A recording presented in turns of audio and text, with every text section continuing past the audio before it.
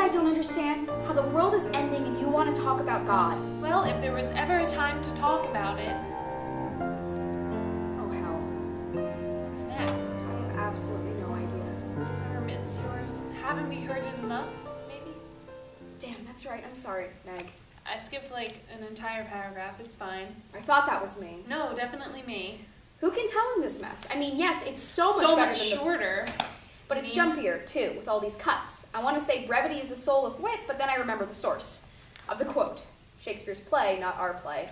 I hate it when people misrepresent Polonius. Me too.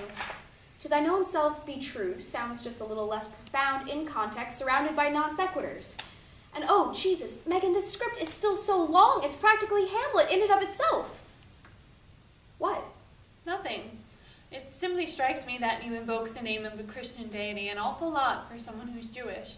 Doesn't that diminish the impact for you? No, it just means that it's not actually blasphemy. I swear, though, you have the foulest mouth. You swear I have the foulest mouth? And the worst jokes. I thought Stacy was going to eat you alive yesterday when you wouldn't quit it with the bread puns. She'll eat us both, bread notwithstanding, and if we're not off book by Saturday. This isn't a conversation we should be having Friday night. Coffee?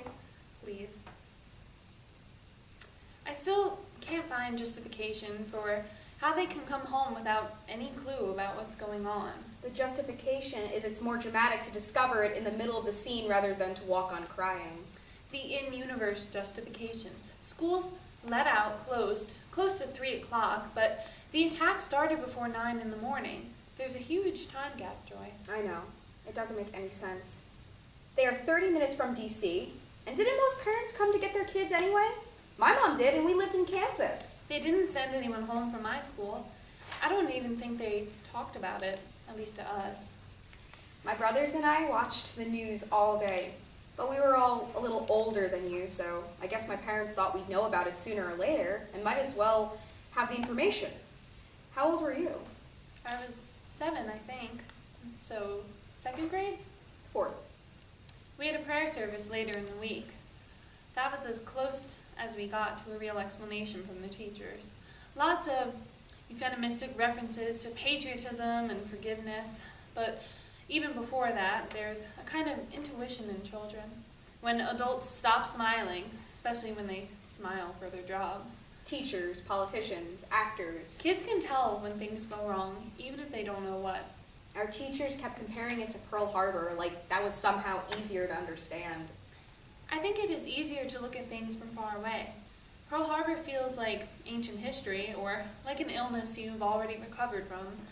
It was horrible, but now it's over. But 9/11 is different.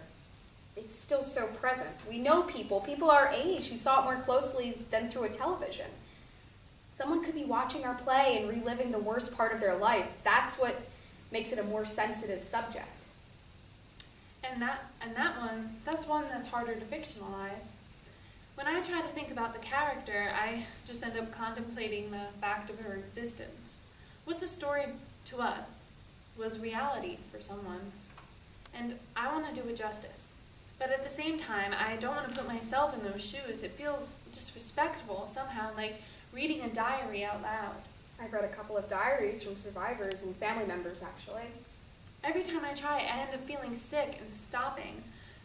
We shouldn't have to have modern Anne Franks, but we do. I don't get why the world never learns. Don't invade Russia. Don't plot with surrounding principalities. Just stay out of the Holy Land altogether if you're holding anything more lethal than a prayer book. That's some trick God played on us, making 3 major world religions all stuck on the same 2,000-mile strip of land. And he put the oil there too, which means there will always be an economical crusade in the world, if not an ecclesial one. God clearly has more faith in humanity than I do. Maybe. He was hoping we'd have a little more faith in him. This sort of truculence should never be brandished in the name of God. It's the literal opposite of everything in the Bible. Not everything. Remember Lex Talionis? It's a Latin term for the idea more generally referred to as an eye for an eye. I feel like a trite, whole world blind sort of statement goes here. I don't just mean mere punishment in its truest form.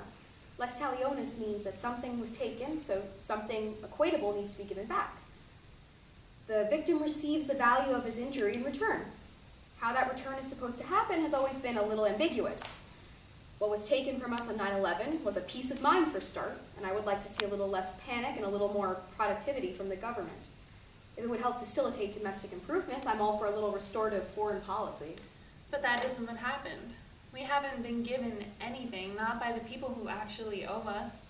I feel like we've taken peace of mind from civilians, as innocent as we are, in an attempt to solve a problem that's as much theirs as ours. If we manage to knock down a few pins in the midst of destroying the entire bowling alley, I don't think it counts as a strike. That's a really weird metaphor, Meg. But does it make sense? Essentially. So, would you consider yourself a pacifist then? I'd consider myself peaceful. I was looking at some stuff the other day that C.S. Lewis wrote about the dangers of extremism in war. In everything, actually, but war was the metaphor. Apparently, there's just as much danger, culturally or spiritually speaking, in being an extreme pacifist as an extreme warmonger. I find it really difficult to believe that most people who profess pacifism would actually be able to live it if they were threatened anyway. Maybe there are exceptions for self-defense or whatever, but if someone were headed at me with a knife, I'd fight back without hesitation. I mean, if we're going on the theory that God made me in some semblance of himself, I'd say I have the responsibility to keep safe by whatever means I could manage. All I know is that discussion of violence makes me want to pack up my apartment and go live in the woods like the Transcendentals. Translate. Thoreau, the Alcott clan at Set. I mean, their utopian ideals were nigh impossible considering their capriciousness and fiscal irresponsibility, but they were essentially harmless. Antebellum hippies, basically. So keyword antebellum. I'm sure that peace and love philosophy went straight to hell as soon as the Civil War hit. Its strictest interpretation petered out just before the war started, but these people could barely withstand winter, let alone war. I feel like this goes without saying, but war changes things. Can you even remember a world where you didn't have to get on the airport 3 hours early to make it through security on time? And this isn't even an official war. One country against another. It's a war against an idea, and that's so much harder to fight because ideas don't have clear borders. Have you studied anything about just war theory? It may not clear up all the boundaries, but it sets some limits to when and how war can be waged, if it has to happen at all. A legitimate authority has to declare war for a just cause, absent of selfish or immoral intentions. What counts as a just cause versus a selfish one? What happens if we get something we want selfishly along the way? Does that render the justification void or the selfishness? Therein lies the question. I understand your Augustine, but that's why I can't necessarily agree with it. It's increasingly obsolete. You can talk about just war till you're blue in the face, but it clearly involves a lot of defining lines, and most of the time, the people in charge are happy to tiptoe across them. No one's in politics who should be. Exactly. And I think wanting to follow all those rules is very noble, but we can't apply the same set of guidelines to an increasingly dissimilar scenarios. We have to ask, how is any of this relevant? Forget possible post 9/11. It's a completely different world. Lewis wrote a great deal about World War II. Before the bombs went off. And after. The whole world didn't burn with Hiroshima. No, it froze. Cold War. Everyone has a finger on the big red button, and as long as we're still looking each other in the eye, no one pushes it. Just the threat of nuclear is enough to keep most countries in line. But if we hadn't demonstrated the ability, not to mention the willingness to use extreme methods, who knows how long the war would have continued? We wouldn't even have a stalemate, just perpetual violence, which surely goes against any sort of pacifist ideology. Would you rather have the war go on for ages and kill millions of people than preemptively strike and get it over with? Would you rather see a drone operating on vague instructions and questionable machinery wipe out hundreds of civilians pointlessly? Until we can perfect technology and our information to prevent senseless death, I don't see how it's worth it even to try. Okay. Doesn't Christian morality claim that everyone is inherently sinful? A kind to which I do not entirely ascribe heavily implies it, yes. Let's say it's true. Then what is warfare but accepting an inherent part of humanity and using it for the betterment of society? Take a negative and make it a positive. Reciprocity again. Why not? But is it justice or vengeance? What does it matter? The result's the same. Only for the people on the receiving end. For us, or whoever's pulling the trigger, I'd think that's a really important question. If you save the world on Earth, but damn your soul, and the souls of everyone who had a hand in it, is it worth it? You're overcomplicating this. You're about to go all Lady Macbeth on me, trying to wash away the blood that isn't there. It isn't our fault. Megan, they are the bad guys, not us. But for how long? If we want to call ourselves the good guys, we have to be the good guys. We can't say we're fighting for justice if we're bombing civilians, and we can't say we're fighting for peace because that's an oxymoron, and things really haven't gotten any better. If we retaliate with the same force that we were hit with, we are becoming the thing we're trying to fight. They're giving us very little choice. Us dropping bombs or torturing people for information is just as bad as them doing the same thing. Worse, even, because we think our motives are supposedly pure. Is that the face we want to show the world? Who would trust us to maintain justice if we are known as a nation who fights fire with fire and sends the whole world up in smoke? Then what do you suggest we do? It isn't enough to say stop. You have to offer a new solution. It's pacifism, not passivism. Wouldn't you agree that doing nothing is just as bad as doing something wrong? A sin of omission. I didn't say we should do nothing. I said we should do something else. Or easier suggested than accomplished. Have you ever heard Bush's speech about declaring war on terror? You trust Bush about as much as you trust Polonius, Joy. Probably less, but this is an exception. I'll look it up on YouTube right now if you haven't seen it. Just give me the finer points. He said that we could either fight a war with soldiers as soon as it needed to be fought, or we could fight with doctors and firemen later on our own soil, responding to an attack we might have been able to prevent.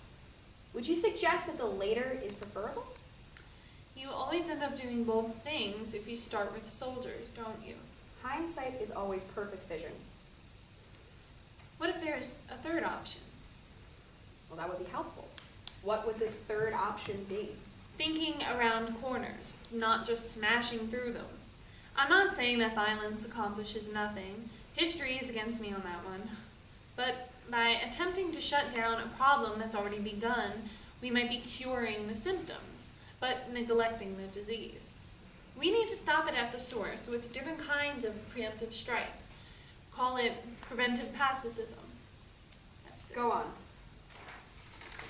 We need to know causes people to turn organizations like that.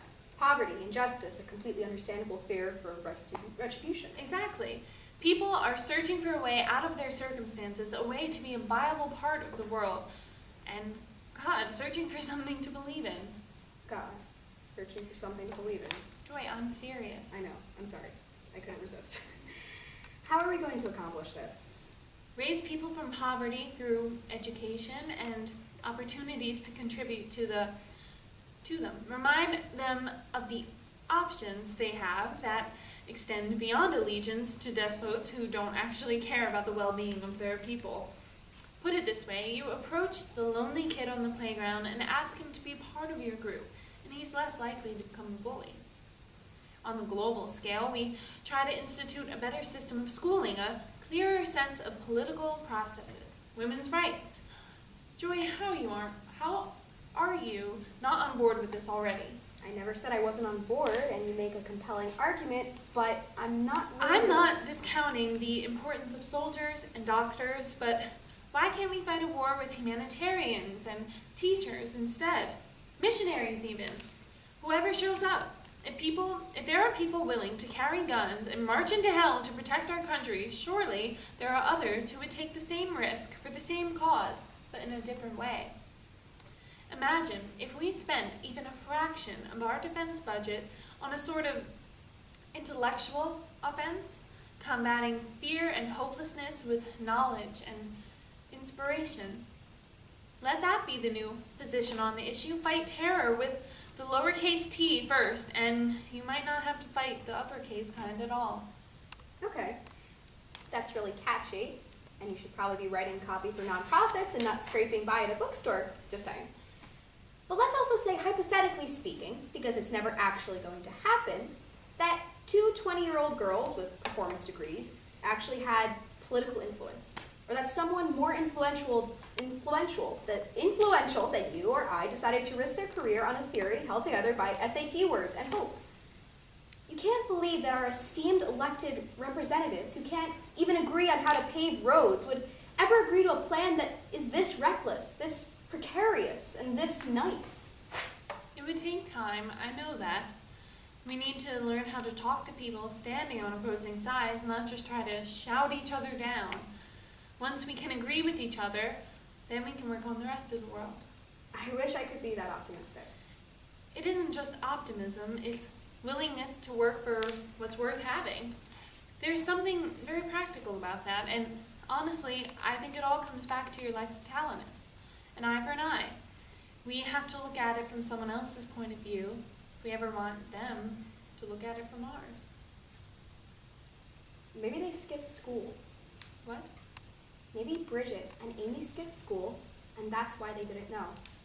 They went out on a transcendentalist jaunt to the woods or something, like a calm before the storm. I like it. I like it a lot. We should run it by Stacy in the morning, but I think Not she'll like it too. even going to think about speaking to her until I'm completely word perfect. It's midnight, which means we have 10 hours max to pull ourselves out of this philosophical rabbit hole and salvage our careers. Where did we leave off? Somewhere around 53, I think. Here it is. I just don't understand how No. you can be so... You know what I don't understand? How the world is ending and you want to talk about God. Well, if there was ever a time to talk about it, Amy... Haven't we heard enough? Some things bear repeating.